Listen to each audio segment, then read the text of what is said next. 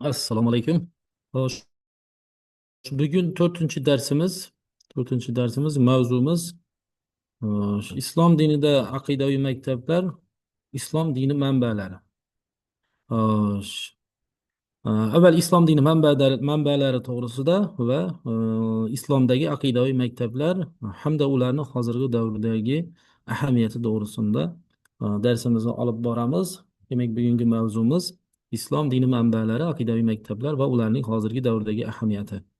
Rejalarimiz kalom ilmini shakllanishi haqida, ilk aqidaviy adabiyotlarni islom dinini qabul qilishdagi o'rni. Ikkinchi rejamiz Alloh sifatlari haqidagi g'oyalar.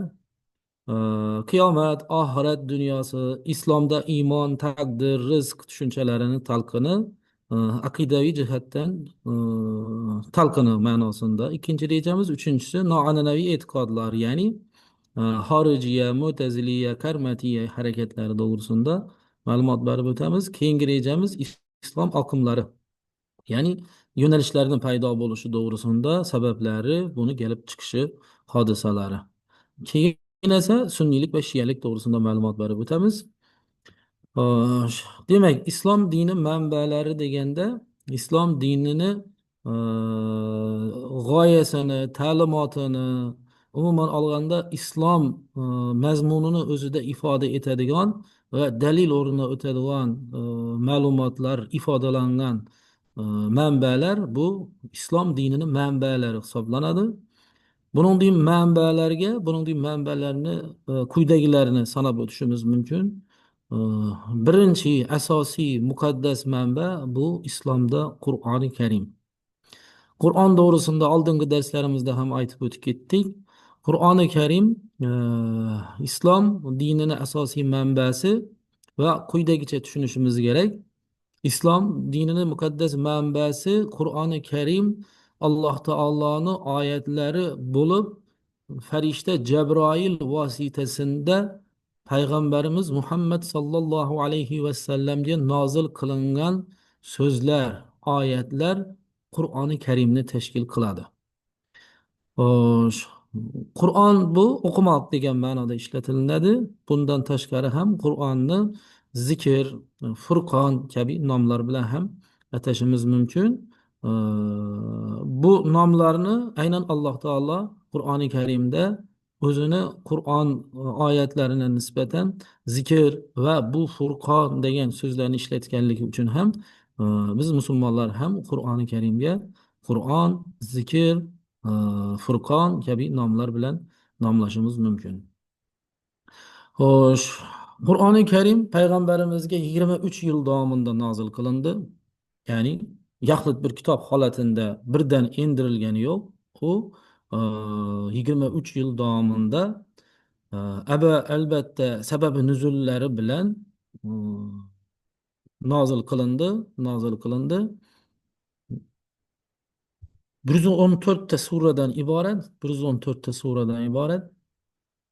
Suralar oyatlarni jamlanmasi hisoblanadi. Sura bu ma'nolar orasidagi devor degan ma'noni anglatadi.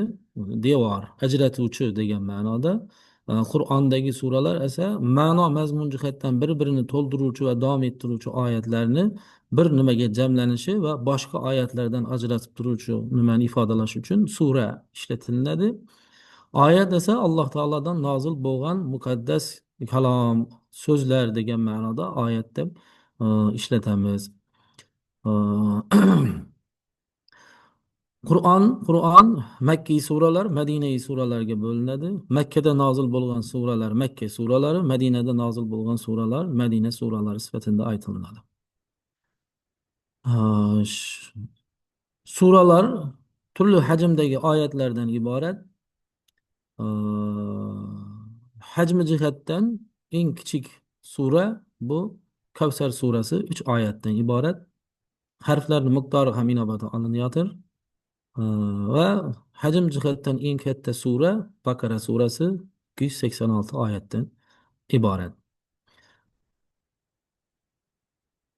Qur'on to'g'risida uni kitob holatiga keltirilishi to'g'risida, manbaga aylantirilishi to'g'risida aytadigan bo'lsak, payg'ambarimizga Jabroil olib kelgan Qur'on oyatlarini payg'ambarimiz o'zlarini e, yodlarini bilan yodlab sahobalarga Qur'onni yod olib borayotgan sahobalarga va ommatan hamma sahobaga o'qib berar edilar. Yoddan og'zaki qiroat qilib o'qib berar edilar. Ana buni yod olgan Qur'onni yod oluvchilar, qoriylar buni yod olar edilar. Ee, Ba'zilari esa yozar edilar. Kiyimlarini bo'laklarini, qog'oz topganlari qog'ozga, mana shuningdek teri pergament deydi. Shuningdek terisi topganlar siyoh bilan teriga bu narsani yozar edilar. Lekin asosiy urg'u qoriylarni Qur'onni yod olib borishida payg'ambarimiz bevosita ta'lim berib borar edilar. Oyat nozil bo'lsa payg'ambarimiz aytar edilar, oyat nozil bo'ldi deb oyatni o'qar edilar. Keyin esa o'sha qoriy sahobalarga bu oyatni falon surani falon oyatidan keyin qiroat qilinglar deb ta'limini ham berib ketar edilar. Mana shunday shaklda aytish va eshitish asosida Qur'on nozil bo'ldi. Qoriylar yodi olishni boshladi. Qur'onni endi biz biladigan mana bu kitob shakliga keltirilishi ham o'zini tarixiy nimasiga ega, tarixiy jarayonlarına ega. E, Abu Bakr davrida payg'ambarimiz olamdan o'tgandan keyin 632 yilda xalifa sifatida Abu Bakr saylanadi. Ta vafatına challi e, o'zini xonadonida Qur'on oyatlari yozilgan sahifalarni jamlab qo'ydilar. Keyinchalik bu sahifalar Umarning xonadonina o'tdi. Keyinchalik bu sahifalar ni Xalifa Usmon Qur'onni mukammal kitob shakliga keltirish uchun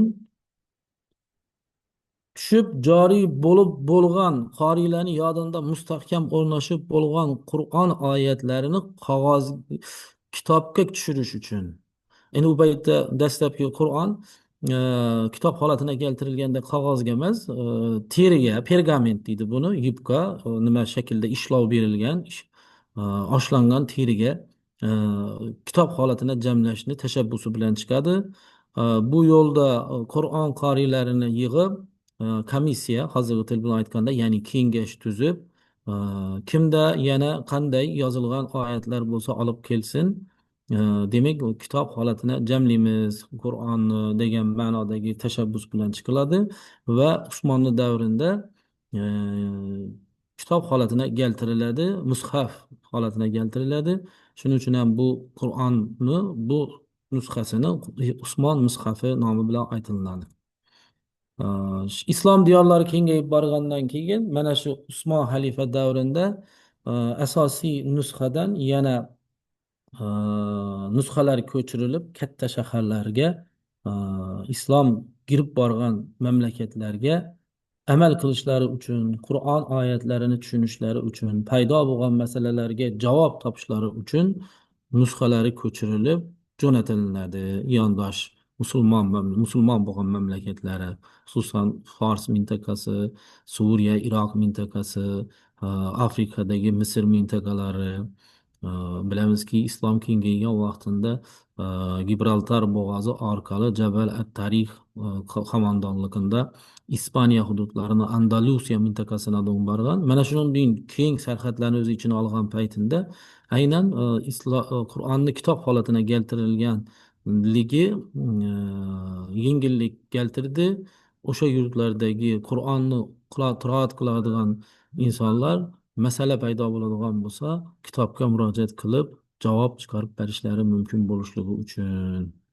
Endi ma'lumotlarga ko'ra o'sha ko'chirilgan, demak, Iroqqa, Kufaga, keyin Basraga, Makka, Madina shaharlarida mana shunday shaharlarga joylashtirilgan.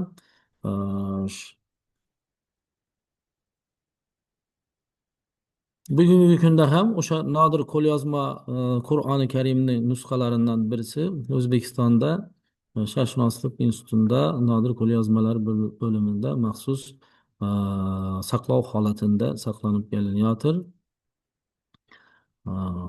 Endi ayrim ma'lumotlarga ko'ra bu o'sha Amir Temurni Yildirim Bayezidni yenggandan keyingi jarayonida kutubxonani Samarqandga ko'chirilishi jarayonida kelib qolgan degan ma'lumotlar bor.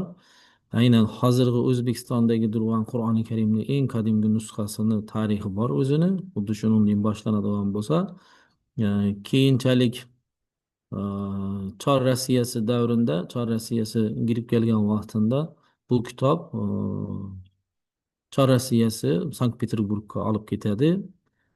Keyin Chor Rossiyasini o'zida podshoh hokimiyati ag'darib tashlangandan keyin, revolyutsiya bo'lgandan keyin, bolsheviklar hokimiyatga kelgandan keyin Markaziy Osiyo mintaqasidagi musulmonlarga o'zlarini ular bilan bir ekanligini yoki bo'lmasa bolsheviklar musulmonlarni ko'nglina yo'l topish maqsadida e, endi o'sha paytda jadidlar tashabbus bilan chiqqan mana bu kitobimiz olib ketilingan Qur'oni Karimni mana shu nusxasi shuni qaytarib berilishini so'raymiz degan tashabbus bilan chiqilgan vaqtida bolsheviklar tomonidan qaytarib berilgan. Endi o'zlarini ishontirish ma'nosida bo'lgan bo'lishi mumkin. Keyinchalik bu Sirdaryoda Xo'ja Ahror jome masjidida saqlanadi va mustaqillikka erishgandan keyin Samarqandga o'tkazilgan, keyin mustaqillikka erishgandan keyin Toshkentda Hasti Imom nimasida saqlanadi. E, va hozirgi vaqtda Sharqshunoslik institutida maxsus saqlov holatida saqlanib kelinyapti. Qur'oni Karim to'g'risida yana aytmoqchi bo'lganlarimiz, musulmonlar uchun dinni tushunishda, uni hayotini joriy qilishda asosiy manba bo'ladi. To'g'ridan to'g'ri uni oyatlarini musulmonlar tushunish uchun, ularni qanday tushunishi kerakligi uchun, oyatlarni tafsir qilib sharhlash uchun e, hammada ham iqtidor yetarli emas. Uning uchun ma'lum bir bilim va ko'nikmalar kerak bo'ladi. Shuning uchun Qur'on oyatlarini tushunishda olim ulamolar, tafsirchi ulamolarni tafsirlariga murojaat qilinadi. Oyatlarni tarjimalari o'zbekchaga tarjima qilingan Qur'oni Karimni birinchi tarjimasi mustaqillik dastlabki yillaridayoq tarjima qilingan. Ko'p ming nusxada, 400 ming nusxadami nashr qilingan, tez sotilib bo'lingan. Mana keyingi davrda esa ko'plagan holatda, xususan Shayx Muhammad Sodiq Muhammad Yusuf tomonidan ham Qur'oni Karimni o'zbekcha ma'nolar tarjimasi va tafsiri Hilol nomi bilan tafsirlarni ko'rishimiz mumkin. Umuman olganda hozirgi vaqtda Qur'oni Karimni o'zbekcha tafsirlari va tarjimalari yetarlicha hisoblanadi. Ikkinchi manbasi islomni hadis to'g'risida aytadigan bo'lsak, ya'ni sunnat ma'nosida. Sunnat bu hadislar bilan bizgacha yetib kelgan. Ya'ni sunnat payg'ambarimizni hayot tarzlari, turmush tarzlari, amallari, ko'rsatmalari, so'zlari, qaytargan qaytariqlari va taqrirlarini o'z ichiga oladi. Hadis so'zi yaxshi so'z, yaxshi xabar degan ma'noda ishlatiladi. Payg'ambarimizni Muhammad sallallohu alayhi vasallamni sahobalar biror bir narsaga bildirgan munosabatlarini rivoyat qilib aytib qoldirganlar.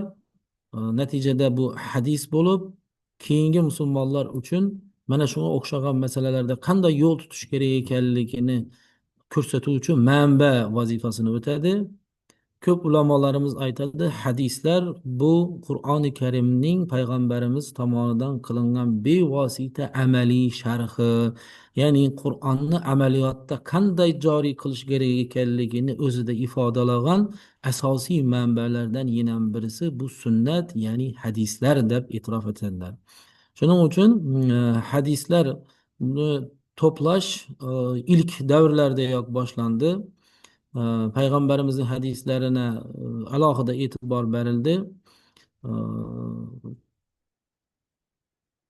Keyin muhaddis, ya'ni hadis to'plovchi inson olimlar paydo bo'ldi. Bu hadis muhaddislarning ichida eng yetugi aynan bizning mintaqamizdan yetishib chiqqan Imom Buxoriy, At-Termiziylarni sanab o'tishimiz mumkin. Imom Buxoriy o'zini hadislar to'plamini jamlab, unga Sahih Buxoriy nomini berdi. Bu degani ishonchli hadislar degan ma'noda. Endi muhaddislar hadis ilmini alohida ilm shakl sifatida shakllantirganlaridan keyin hadislarga e, yondashuv va uni tadqiq qilish boshlandi. Shunga ko'ra hadislarni bir qancha turlarini ajratib ko'rsatish jarayoni boshlandi. Misol uchun, sahih hadis, nosahih hadis yoki bo'lmasa ohar hadis, zaif hadis, mavzu hadis kabi turlarni ajratishimiz mumkin. Ulamolarning ko'pchiligi shu sahih hadis sifatida e'tirof etilgan hadislarni manba sifatida olishadi. Keyin hadislardan yana mutavotir hadis, sahih hadislarni ham ichindagi yanada ishonchli hadis sifatida olishimiz mumkin. Mutavotir hadis degan vaqtimizda bu e, payg'ambarimizni hayotida bo'lgan bir voqea, hodisa, jarayon yoki u kishini so'zlarini bir necha sahoba tomonidan rivoyat qilinishi, bu mutavotir hadis sifatida qaraladi. E, Endi mutavotirni ham o'zini turlari bor. Ya'ni e, lafzda mutavotir, ma'noda, matnda mutavotir ma'nosida ishlatiladigan. Lafzda, ya'ni so'zda mutavatiri yanada ishonchliroq, sahihroq hadis hisoblanadi. Bunda bir necha roviy, ya'ni hadisni rivoyat qiluvchi sahoba, inson, muhaddis keltirgan matn so'zlarni so'zma-so'z to'g'ri kelishi. So'zma-so'z to'g'ri kelishi. Buningning so'zma-so'z to'g'ri kelgan hadislar lafzdagi mutavotir hadislar deb aytiladi. Ana endi ko'p hadislar esa e, ma'noda, matnda, ma'noda mutavotir bo'ladi. Ya'ni ma'no jihatdan uyg'un, shakl sal boshqacharoq bo'lishi mumkin. Ya'ni ma'no bir xil ma'noni beradigan hadislar bir hodisa to'g'risida bular ma'nodagi mutavotir deb aytiladi. Payg'ambarimizni hadislaridan tashqari payg'ambarimizni o'zlari Alloh taolodan aytgan hadislar ham bor. Bularni hadisi qudsiy deb aytamiz. Ya'ni pokiza, toza, pok hadis, so'z, xabar degan ma'noda. Demak, roviylarni payg'ambarimiz bundoq qildi, mana bu ishga buyurdi, biror bir ishdan qaytardi mazmunidagi kelgan xabarlari hadis. Payg'ambarimizni o'zlari Alloh taolodan rivoyat qilgan hadislar esa hadisi qudsiy deb aytiladi. Hadisi qudsiy deb aytiladi. Hadisi qudsiylarni soni to'g'risida ulamolar turlicha fikr bildiriladi. 200 atrofida degan ma'noda ma'lumotlar bor. Hadisi qudsiylarni jami soni to'g'risida. Hadislar esa bilamizki 70 ming hadisni bilganligi to'g'risida ma'lumotlar keladi. Imom Buxoriyni bunda ham ko'p, hadislar ko'p. Lekin hadisi qudsiy 200 ta atrofida ekanligi aytiladi. Xo'sh, hadis ikki qismdan iborat bo'ladi. Ikki qismdan iborat bo'ladi. Sanad qismi, isnod qismi deymiz yoki keyin matn qismi. Sanad qismida roviy kim ekanligi, kimdan aytayotganligi to payg'ambarimizga borib taqallinchasidan bo'lgan hujjat qismi desak ham bo'ladi. Ya'ni biror bir hadis mavzu bo'lib to'kilib qolmasligi uchun payg'ambarimizni aytmagan narsalarni aytdi deb e, dinni buzishni xohlaganlar maqsadini yetilmasligi uchun hadis to'plovchilar, muhaddislar shuningdek metod qo'llaganlar. E, Agar kimda kim hadis yozib olmoqchi bo'lsa, o'sha roviydan kimdan eshitganligini, u kimdan eshitganligini, e, sanadini so'rab, o'sha hadisdan matnidan oldin sanad qismini, hujjat qismini joylashtirib qo'yadilar. Aytaylik, Abu Hurayra payg'ambarimiz sollallohu alayhi vasallamdan rivoyat qilgan hadisda degan mazmundagi qismi bu sanad qismi. Yoki bo'lmasa Abu Zar roziyallohu anhu payg'ambarimizdan rivoyat qilgan hadisda payg'ambarimiz aytdilar mazmununda keladigan bo'lsa, hadisi qudsiy to'g'risindagi xabarlarni ham albatta roviylar aytadi. Lekin qanday mazmunda aytadi? Payg'ambarimiz Alloh taolo aytdi deb aytgan so'zlar hadisi qudsiy bo'ladi. Albatta buni ham roviylar yetkazadi, ya'ni aytadi. Misol uchun, hadisi qudsiyni san'at qismini e'tibor beradigan bo'lsak, hadisi kudsiyni san'at qismini e'tibor beradigan bo'lsak, e, Abu Zar roziyallohu anhudan rivoyat qilingan hadisda payg'ambarimiz aytdilar: Alloh taolo menga aytdi, o'zim o'zimga zulm qilishni harom qilganimdek insonlarni bir birlarine zulm qilishni harom qildim dedilar degan vaqtida ko'rib turibmizki, mazmunda payg'ambarimiz Alloh taolodan aytyotir bu xabarni. Buni eshitgan Abu Zar esa payg'ambarimiz Alloh taolodan mana shunday hadis aytdi degan ma'nodagi rivoyatni aytib o'tyotir. Bu hadisi qudsiy bo'ladi. Endi matn qismi esa o'sha keyingi kelgan qismi, ya'ni biror bir ish qilishni yo biror bir ishdan qaytarishni yo biror bir hodisaga munosabatini ifoda etgan, hatto payg'ambarimiz ni bildirgan yuz mimik iboralarini ham sahobalar hadislarda aytib qoldirganlar. Aytaylik, biror bir hodisa bo'ldi-yu, o'sha jarayon payg'ambarimizga ma'qul kelmagan bo'lsa, yuzlari o'zgarganligidan, agar ma'qul keladigan bo'lsa tabassumlaridan, yo'q agarda yuzlari o'zgarib nima qiladigan bo'lsa, demak ma'qul kelmadi, bu noto'g'ri ish deganning qarashni ifodalagan hodisalar ham bo'lgan. Endi takrir degan narsa ham shunga yaqinroq narsa, ya'ni biror bir hodisa bo'lgan vaqtida payg'ambarimiz buni qilma deb aytmaydi, o'sha hodisaga ya'ni taqiqlovchi munosabat bildirmaydi. Natijada xulosa chiqadi sahobalarda va ulamolarda, demak bu ish joiz degan xulosa chiqadi. Mana shuningdek shaklda kelgani sunnatni, hadisni takrir deb aytsak bo'ladi. Ee, Yani hadisni gohilarında biror bir hodisa bo'lsa payg'ambarimiz bu ishni qilmang degan mazmundagi so'zni aytadilar va robiylar buni hadis qilib aytadi.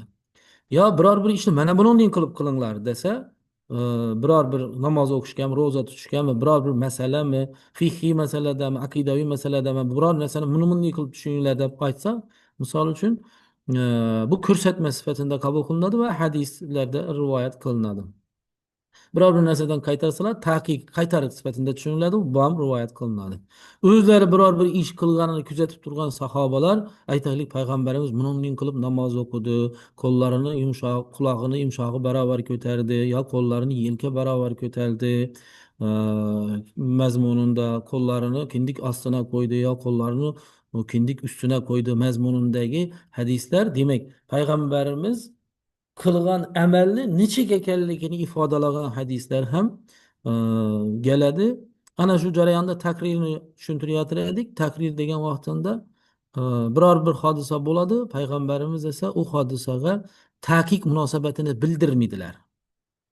Lekin rag'batlantirib ham biroz so'z aytmaydilar. Yoki bo'lmaydi demadilar, yoki bo'ladi demadilar. Yuz mimikalarında ham o'zgarish bo'lmadi.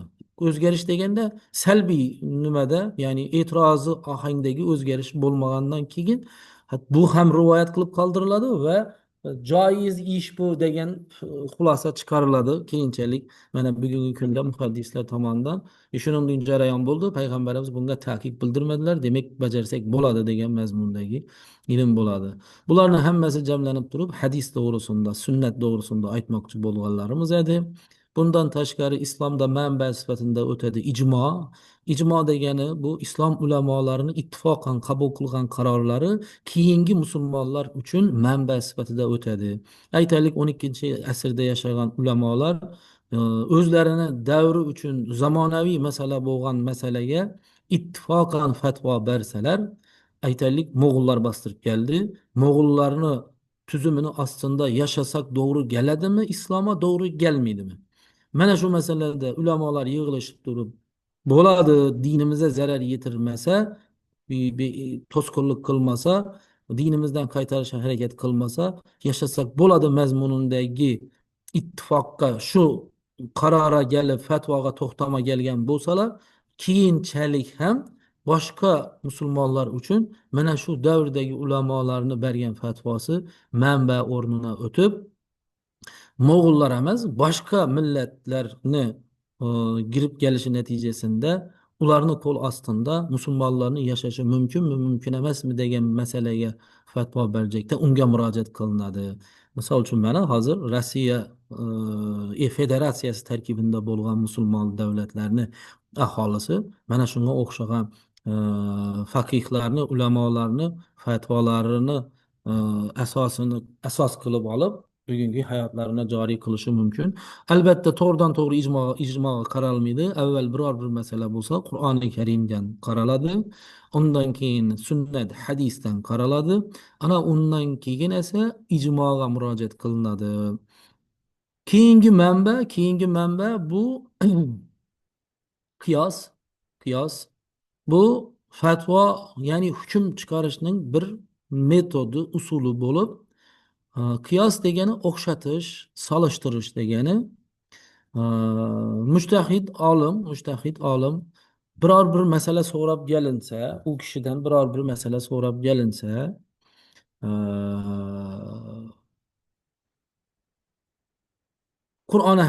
Qur'ondan qariydi, topa olmadi. Bu degani Qur'onda yo'q degani emas, topa olmadi. Ya'ni zehniyati yetmadi. Qur'ondagi kelgan oyatlarni tushunib olmag'ina. Sababi Qur'oni Karimda nozil qilingan vaqtida bu kitob to qiyomatgacha bo'ladigan barcha jarayonlarga javob bera oladigan kitob, qiyomatgacha joriy bo'lib turadi degan ma'nodagi e, nazariya bilan qarab aytyapmiz bu fikrimizni.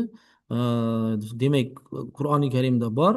O'sha olim buni ko'rolmadi, ilg'ab ololmadi yoki ilmiy salohiyat darajasi bunga yetmadi. Hadisga murojaat qiladi, sunnatga, va hadisdan ham bu narsani aniq dalil isboti bilan ko'nglini xotirjam qiladigan bir nima topmadi, manba topmadi. Ijmoga qaradi, ijmoda ham topmadi. Ana shu vaqtda qiyos qiladi, ya'ni o'sha hodisaga ko'p unsurlari mos, ko'p xususiyatlari mos keladigan hadislarda, oyatda, hadisda, sunnatda kelgan boshqa masalani qiyoslab turib hukm chiqarish, fatvo chiqarish, masalaga yechim berish bu qiyoslab aytilinadi. Bu fiqhda eng ko'p qo'llaniladigan javob berishning metodlaridan birisi hisoblanadi. Buni albatta o'zini texnologiyasi bor. Har kim o'zicha qiyos qila olmaydi. Qiyos qilish uchun ham qiyos ilmini o'rgangan bo'lishi kerak. Umuman islom ta'limotini mukammal o'rgangan, Qur'onni bilgan, hadis sunnatlarni e, yaxshi tushunadigan, biladigan, fahmlab ajratib biladigan, arab tilini mukammal biladigan albatta inson bo'lishi kerak. Ana shunday nuqtai nazardan qiyoslab fatvo bersa, bu qiyos hisoblanadi. Endi qiyoslab ham agarda mavjud masalaga javob topishni imkoni bo'lmaydigan bo'lsa, o'sha olim o'zini bilganlari, o'rganganlari va albatta o'zining shaxsiy nuqtai nazari bilan ijtihod qilib, o'zini fikrini deganda mutlaqo o'zini subyektiv fikrini tayanib degan ma'noda emas, Qur'onni mohiyatini, hadis sunnatni mohiyatini, ijmoga, qiyosa zid kelmaydigan, ular bilan uyg'un keladigan holatdagi o'zini tanlovini, o'zini hukmini aytadi. Bu esa ijtihod deb aytilinadi. Mujtahid ulamolar buning din ijtihod qilishi mumkin. Ijtihod qilish uchun olimlar aytadi, quyidagi ilmlarni mukammal bilish kerak. Birinchisi bu e, Qur'oni Karimni mukammal bilishi, yod olishi, yoddan bilishi, ma'nolari, sharhlari, sababi nuzullari bilan bilishi kerak deydi. Ikkinchisi sunnatni mukammal bilishi kerak, hadislarni bilishi kerak, ularni sharhlab, ularda ma'no, hukm chiqara oladigan darajada salohiyatga ega bo'lishi kerak. Ya'ni zohirini olib qo'ymayin, ma'nosini hamma jihatini uyg'un qilib, aql mantig'ini solib, o'sha davr va mavjud vaziyatni, o'sha hadisni umuman muhitini, ruhiyatini tushunib, yondoshib bilishi nuqtai nazaridan aytyapmiz. Ana keyin ijmoga e'tibor berib, qiyosa e'tibor berib biladigan, arab tilini mukammal o'rgangan, lahchalar bilan mukammal o'rgangan, harfni sarfni mukammal o'rgangan insonlar mujtahid darajasida bo'lsalar ijtihod qilishlari mumkin bo'ladi. Bu navbatdagi manbasi. Demak, islom manbalari to'g'risida yuqoridagilarni aytib o'tmoqchi edik. Qur'on haqida, sunnat haqida, ijmo haqida, qiyos haqida, ijtihod haqida. Navbatda mavzumizni davomi aqidaviy maktablar to'g'risida. Xo'sh, aqida o'zi nima? Aqida degani aql bilan yondashish, biror narsaga to'g'ri bog'lanish degan ma'noni bildiradi. Islomda aqidani asosiy manbasi Qur'on. Qur'on. Qur'on oyatlarini va hadisni ko'rsatmalarini to'g'ri anglash uchun qo'llaniladigan tushuncha bu aqida hisoblanadi. Aqida hisob. Demak, islom dinida e'tiqod qiluvchi musulmonlar Qur'on oyatlari va hadislarni ma'no mohiyatini tushunishda aqidaviy yo'nalishlarga bo'linadi ekan. Aqidaviy yo'nalishlarga bo'linadi ekan. Qisqaroq qiladigan bo'lsak, islom ta'limotini, teologiyasini, nazariyasini, g'oyasini, mazmun mohiyatini nimadan iborat ekanligini idrok qilish, tushunish, to'g'ri anglash jihatidan islom dinina e'tiqod qiluvchilar ikki yo'nalishga bo'linadi. Asosan boshqa yo'nalishlar ham bor. Hozir bular to'g'risida aytamiz. Birinchisi sunniylar, ikkinchisi shiyalar. Va adashgan toifalar to'g'risida ham bor. Bular esa xorijiy yoki havorijlar degan ma'noda ishlatishimiz mumkin. Demak, sunniy aqidaga ko'ra, misol uchun iymonni qanday tushunish kerak degan masalada sunniy aqidaviy yo'nalishdagi imomlar, olimlar musulmon iymon deganda yettita tarkibiy qismni o'zida to'liq mujassam e'tirof qilishi kerak, tasdiqlashi kerak deydi. Ahli sunnada yettita. Ahli sunnani ayrim kitoblarida oltita ham keladi. Endi u joyda oxir zamonni bo'lishi va qayta tirilish uyg'un holatda kelgan joylari bor shu ma'noda. Lekin ko'p kitoblarda oxir zamon bilan qayta tirilish alohida kelganligi uchun 7 masalani sanayapmiz. Demak, birinchisi aqidada, sunniylik aqidasida iymonni shartlarini tushunish uchun 7 ta narsani tasdiqlash kerak deydi.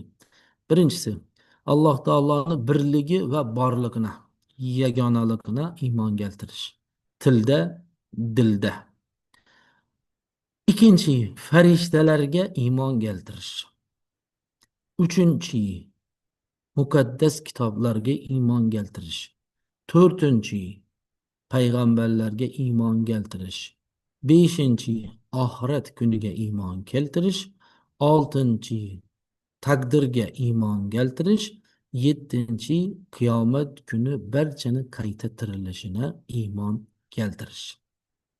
Bu ahli sunnada, ya'ni ahli sunna val jamoa qisqartmasi sunniylarda iymon qismini 7 ta sharti. Endi shiyalarda navbatdagi aqidaviy yo'nalish sifatida shiyalarning aqidasida 5 ta hodisaga iymon keltirish bilan iymon mukammal bo'ladi, iymonning shartlari topiladi deyiladi. Shiya yo'nalishi bo'yicha birinchi tavhid, ya'ni Allohning yagonaligiga ishonish. Ikkinchi nubuvvat, ya'ni payg'ambarlarga ishonish. Uchinchi adl, ya'ni ilohiy taqdirning adolatligiga ishonish. To'rtinchisi imomat, imomlar hokimiyatini tan olish va unga ishonish. Imomlarni ma'sum va o'sha imomlikka to'liq haqli, so'zsiz itoat qilish kerak imomlarga degan ma'nodagi yondashuv bilan bu 4-imomat masalasi shiyalarda alohida nima hisoblanadi. Shiyalarning aqidaviy nimasini imomat masalasida shu yerda aytib o'tishimiz kerak. Ali roziyallohu anhuni avlodlarigina imomlik qilishi kerak degan mazmundagi aqidalari bo'lganligi uchun bularni aqidasida imomat masalasi alohida sanab o'tilyapti va muad ya'ni oxiratga iymon keltirish. Xo'sh, endi havorish toifalarida mutlaqo boshqacharoq yondashuv bo'lib qoladi. Ko'pchiligida ular faqat va faqat Allohga ibodat qilish ma'nosida Allohni yagonaligi e, masalasini, keyin payg'ambarga iymon keltirish masalasini aytadilar. Keyinchalik esa bu taqdir masalalarida mutlaqo boshqacha fikrlidilar. Imomat masalasida boshqacha fikrlidilar. Oxir zamon to'g'risida, qayta tirilish to'g'risida boshqacha fikrlaydigan toifalari bor. Na sunniylari, na shiyalari o'xshagan emas ularni aqidasida yuqoridagi tushunchalar. Ho'p, endi ahli sunna val jamoasining iymonni shartlarini Alloh mana bu yettitasini qanday tushunish kerak degan jihatini to'xtaladigan bo'lsam, aqida nuqtai nazaridan qanday tushunishimiz kerak? Alloh taoloning yagonaligini ishonish deganda, demak, Alloh taolodan o'zga iloh yo'q, faqat uni o'zi bor. Endi buni iymonni birinchi shartlari sifatida qo'yilishini sababi, bilamizki, islom joriy bo'lishni boshlagan davrda e, makkaliklarning ko'pchiligi e, butparast bo'lgan, ko'p xudolikqa e'tiqod qilgan. Ular e, xudolar ko'p deb tushunganligi uchun, noto'g'ri, xato tushunganliklari uchun e, birinchi iymon shartlaridan birisi ahli sunna e'tiqodi bo'yicha avvalo Alloh taolodan boshqa iloh yo'q ekanligini, faqat uning o'zi yagona ekanligini, doim hay va qayyum bo'lgan zot ekanligini, sherigi yo'qligini. Endi Alloh taoloni o'zi ham Qur'oni Karimni ko'p o'rinlarida e, bu narsaga oyatlari bilan dalil keltiradi. Ular o'ylagan narsalar, ya'ni mushriklar o'ylagan narsadan, mushriklar degani shirk keltiruvchilar degani, shirk keltiruvchilar degani Alloh taoloning sherigi bor, ya'ni ilohlar, xudolar ko'p deyuvchilarga aytayotib Alloh taolo, men ular qilayotgan narsalardan pokman, sherigim yo'q degan mazmundagi. Demak, Allohning yagonaligini shunday tushunish kerak deydi. Ahli sunna aytadi. Ikkinchi, farishtalarga ishonish deganda ahli sunnada farishtalar Alloh taoloning yaratgan maxluqotlaridan birisi, faqat aql egalari, nurdan yaratilgan, tez harakatlanadi. Har bir farishta vazifa bilan yaratilgan, aniq vazifa bilan yaratilgan va faqat shu vazifasi bilan mas'ul bo'ladi. Nafs berilmagan, Alloh taolodan izn oladi, ya'ni buyruq oladi. Xuddi shu vazifasida doim band bo'ladi, hech narsaga chalg'imaydi. Mana shunday sifatlar bilan yaratilgan e, yaratib, ya'ni farishtalar sifatida e'tirof etiladi va ularni borlig'ini iymon keltirish. Tez va nurdan yaratilganligi uchun insonni ko'zine ko'rinmaydi deydi ahli sunna ulamolari. Endi farishtalarning soni to'g'risida Alloh taolo o'zi biladi aniq miqdorini. Buni boshqa hech kim bilmaydi deb yondashamiz. Sh- Farishtalardan Qur'oni Karimda nomlari kelgan, endi katta farishtalar sifatida sanaladi. Ahli sunnada Jabroil, Mikoil, Isrofil, Azroil to'g'risida ma'lumotlar aytiladi. Bularning to'rttasi ham farishtalar. Bilamizki, Jabroil bu elchi farishta, rasullarga Alloh taoloning xabarlarini olib kelgan, Ibrohimga, Musoga, Isoga va payg'ambarimizga Alloh taoloning xabarlarini olib kelgan farishta bu Jabroil alayhissalom hisoblanadi. Jibril deb ham keladi. Va Mikoil bu Alloh taolo taqdir qilgan, Alloh taolo yaratgan rizqlarni egalarina yetkazuvchi, taqsimlab, shuni nazorat qiluvchi farishta, ya'ni rizqqa javobgar bo'lgan farishta. Rizqqa javobgar bo'lgan degani o'zi rizq qiladi degani emas. Alloh taolo rizq qilib bergan narsalarni egalarina yetib borishini, uni nazorat qiladigan, shunga mas'ul bo'lgan farishta sifatida aytiladi. Isrofil suv egasi deydi, ya'ni qiyomat qoyim bo'lishidan oldin surni chalinishi yerda o'sha qiyomatni boshlanishini bildiruvchi surni chaladigan farishta bu Isrofil. E, Bu ikki qayta sur chaladi. Birinchi martasida tun qiyomat bo'ladi. Ikkinchi marta sur chalinganda qaytadan yer tekislanib qayta tirilish boshlanadi deb e'tiqod qiladi ahli sunnani aqidasi. Keyin do'zax farishtalari to'g'risida 19 ta xizmatchisi farishtasi bor ekanligi, do'zax ularga ozor bera olmasligi, ular uchun do'zax salqin ekanligi. Endi shu vaqtdagi mushriklar nima uchun 19 degan savolni bergan bo'lsalar kerak, payg'ambarimizni nimalar hadislarida va Alloh taolo o'zining Qur'oni Karim oyatlarida biz 19 ta bo'lishini xohladik, 19 ta bo'ldi mazmunidagi javoblarni berib o'tadi. Uchinchi iymonning uchinchi shartlari bo'lgan muqaddas kitoblarga ishonish deganda ahli sunnani aqidasi bo'yicha haq payg'ambarlarga keltirilgan hamma kitoblar muqaddas kitob deb qaraladi. Keltirilgan, tushirilgan, sof, aniq vaqti nazarda tutiladi. Ya'ni o'zgargan hozirgi shakllar emas. Xususan Musoga tushirilgan Tavrot, Zabur, Isoga tushirilgan Injil va payg'ambarimizga tushirilgan Qur'oni Karim. Bularning hammasi muqaddas kitoblar hisoblanadi. Deb iymon keltiriladi. To'rtinchi sharti payg'ambarlarga iymon keltirishadi. Payg'ambarlarga iymon keltirishni ham ahli sunna e'tiqodini da aqidasida jami o'tgan payg'ambarlarni hammalari haq payg'ambar edilar. Alloh taoloning elchisi, rasuli, nabiylari edi deb ishonishni nazarda tutadi.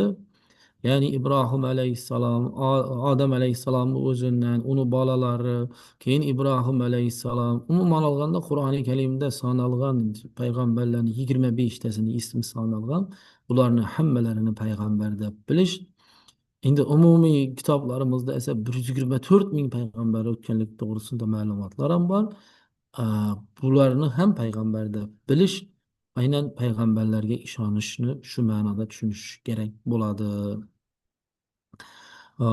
İbrahim, Musa, Davud, Süleyman, Yahya, Yusuf, İsmail, endi ketma-ketligida sal nima bo'lishi mumkin tarixiy davr nuqtai nazaridan. Mana Iso, Harun, mana shunga o'xshagan payg'ambarlar to'g'risida aytib, Lut, mana bular to'g'risida aytib o'tishimiz mumkin. Qur'oni Karimda 25 ta payg'ambarning ismlari sanalganligi qayd qilinadi. Oxiratga ishonish sunniy aqida bo'yicha qiyomat bir kun bo'ladi. Bu oxir zamon, ya'ni yerda hayotni tugashi, na iymon keltirishni tushunish kerak bo'ladi. Qachon bo'lishini esa uni ilmini Allohning dargohida deb bilish. Bu sunniy aqida bo'yicha oxir zamonga ishonishni bildiradi. Taqdirga ishonish deganda ahli sunna, ya'ni sunniy yo'nalishini aqidasi, e'tiqodina ko'ra taqdirdagi yaxshilik va yomonlikni ham Alloh taolodan deb bilish, bu taqdirga iymon keltirish hisoblanadi. Nima uchun buni deb alohida e'tibor qilib aytayotganimiz? Adashgan ayrim toifalar bor, Mu'taziliga o'xshagan, Xavorij toifalariga o'xshagan, Mujassamiylarga o'xshagan. Ana bularda esa ko'pchiligida faqat yaxshi taqdir Allohdan degan, faqat yaxshi taqdir Allohdan degan narsa ilgari suriladi. Agar bunda yondashadigan bo'lsak, o'z-o'zidan savol paydo bo'ladi. Yomon taqdir kimdan degan masala paydo bo'ladi. Bu esa bir e'tibor bersangiz shirkka yetaklovchi gap bo'lib qoladi. Sababi agar yaxshi taqdir Allohdan bo'lsa, yomon taqdir unda kimdan degan savol paydo bo'ladi. Agar unga falon kasdan deydigan bo'lsak, demak insoniyat taqdir yaratuvchi boshqa bir iloh bor degan tushunchaga kelib qolinadi. Bu esa xato. Bu esa xato. Ya'ni to'g'ri ahli sunnani aqidasi bo'yicha taqdirdagi yaxshilik va yomonliklarni barchasi Alloh taolodan deb bilish. Endi aqidada asosiy taqdir masalasi ham mana bu aqidaviy yo'nalishlar o'rtasidagi bahs mavzusi hisoblanadi.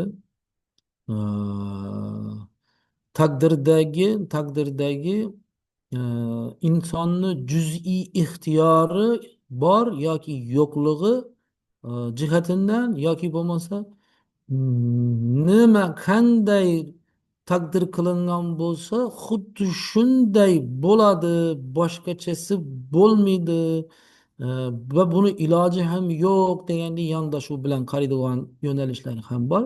Ahli sunnani Imom Moturudiyni aqidaviy yo'nalishida tushuntiradigan bo'lsak, e, juz'iy ixtiyor degan tushuncha ishlatilinadi. E, ya'ni amallar inson taqdirida sodir qiladigan amallar Alloh taolo tomonidan yaratilinadi. O'sha amallarni o'zlashtirishda, ya'ni kasb qilishda bandalar juz'iy, ya'ni muayyan darajadagi ixtiyor erkinligi asosida uni o'zine kasb qiladi. Mana shu ixtiyor juz'iy erkinlikni natijasida u yo halol qilib, ya'ni yaxshilik sifatida taqdir qilingan amalni yoki yomon, ya'ni biz harom deb aytadigan yo'l bilan sodir qilinadigan amaldan birisini tanlaydi va mana shu tanlovi uchun qayta tirilgandan keyin javob beradi degan mazmundagi e, qarash bilan tushuniladi.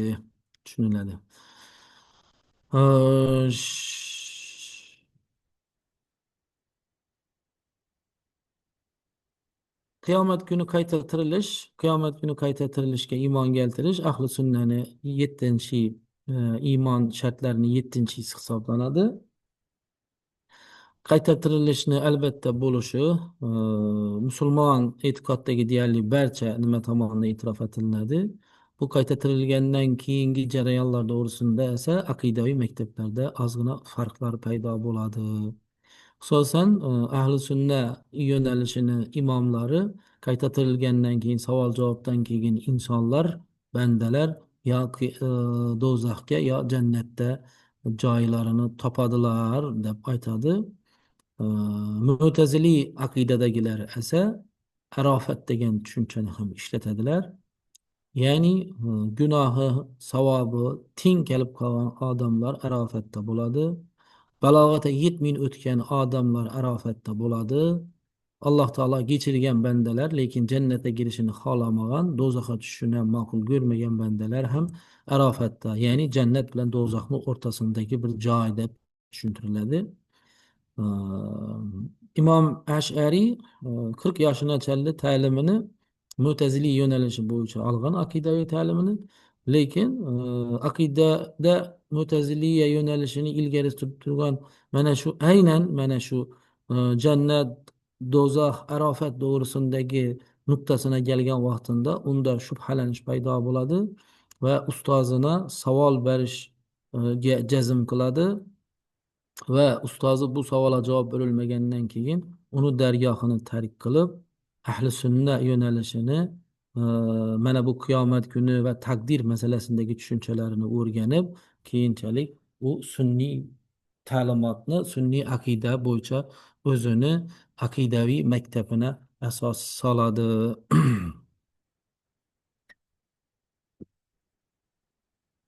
Endi Imom Ash'ariyni ustozi bilan qanday savol javobi bo'lgan degan masalani aytadigan bo'lsak, e, Imom Ash'ariy Maturidiy bilan zamondosh yashagan, Iroq hududida dunyoga kelgan, aqidaviy maktabi asos solgan, Ash'ariya maktabini asos solgan yetuk kalom ilmini olimi hisoblanadi. Yuqorida aytib o'tdik, 40 yoshgacha Mo'taziliy aqidasini yo'nalishida ta'lim olgan, lekin 40 yoshidan keyin Mo'taziliylarni adashgan ekanliklarini anglab yetib, sunniy aqidani qo'llab-quvvatlab, keyingi nimasida o'zini shu yo'nalishini asos solgan. Savolim bunday bo'lgan: Ustoz 3 aka uka bor. 3 musulmon aka uka bor. Birisi kattasi juda yaxshi inson, olamdan o'tdi. Taqdiri nechik bo'ladi? Musulmon bo'lsa, yaxshi inson bo'lsa, savoblari ko'p bo'lgan bo'lsa, jannatga tushadi deb javob berdi ustoz. Keyin ikkinchi savolini berdi. O'sha ikkinchi aka, ya'ni o'rtancha og'ayni e, harom ishlarni qiladi, lekin musulmon, gunoh ma'siyatdan qaytmaydi. Bu o'ldi, nechik bo'ladi dedi. U do'zaxga tushadi dedi ustozi. Keyin esa do'zaxga tushadi, abadiy qoladi dedi. Keyin esa Imom Ashariy uchinchi savolni berdi deydi. Bu kitoblardan keladi shuning gap. Uchinchi savolni berdi. Bu savol deydi. e, Uchinchi og'ayni, uchinchi og'ayni kichkina ukasi, bu og'aynilarning uchinchisi balog'atga yetmay norasta holatida o'ldi. Nechik bo'ladi deydi. U deydi Arofatda o'tiradi. Arofatda qoladi deydi. Ya'ni gunoh ham yo'q, savob ham yo'q. Uchun esa balog'atga yetmadi. Shuning uchun u deydi Arofatda bo'ladi deydi. Jannat ham girmaydi, do'zax ham girmaydi. Shunda navbatdagi savol bilan yuzlanadi Imom Ashariy. Agar deydi o'sha norasta holatinda olamma o'tgan inson Alloh taologa menga umr berganingda katta akamning bo'lib yashab jannatga girishga muvaffaq bo'lar edim degan da'voni qilsa nechuk bo'ladi deydi. Alloh taolo unga deydi, ustozi aytadi, sen katta akangning bo'lmasligini men bilar edim, sen o'rtancha akangning yomon odam bo'lar edingdan do'zaxga tushar eding deb javob beradi deydi. Xo'p deydi Imom Ashariy aytadi. Asa deydi, o'rtancha yangi yomon ishlarni qilib do'zaxga tushadi degan og'ayningiz Alloh taologa nechun meni kichkina ukama o'xshab kichkina vaqtda jonimni olmading deb da'vo qilsa nechuk bo'ladi degan vaqtida Imom Ashariyni o'sha Mo'taziliy ustozi bu savolga javob berolmaydi. Javob bersa o'zi aytgan oldingi hamma narsasini inkor qilib qo'ygan bo'lar edi. Mana shuning din nima desam bo'ladi, yechimi yo'q aqidani ilgari surib turibdi bular deydidan keyin u mani savollarimga javob berolmadingiz degan mazmunda uni dargohini tark qilib ahli sunna e'tiqodi bo'yicha o'zini aqidaviy maktabini asos soladi. Demak, dunyoda bugungi kunda sunniylar ikki aqidaviy maktab asosida e'tiqodlarini taniydilar, aqidalarini bog'laydilar. Birinchisi biz yurtimizdan yetishib chiqqan, xususan Mavrannahrdan yetishib chiqqan, Samarqandda tug'ilgan Imom Moturidiy, ikkinchisi Iroqda tavallud topgan, shu mintaqadan yetishib chiqqan Imom Ashariy. Ikki kishini ham aqidaviy nimasi ahli sunnani aqidasi sifatida qaralgan. Birlari sharqda, birlari g'arbda. Mana shuningdek yetuk olim bo'lib yetishib chiqqan. Xo'sh, darsimiz shundan iborat edi.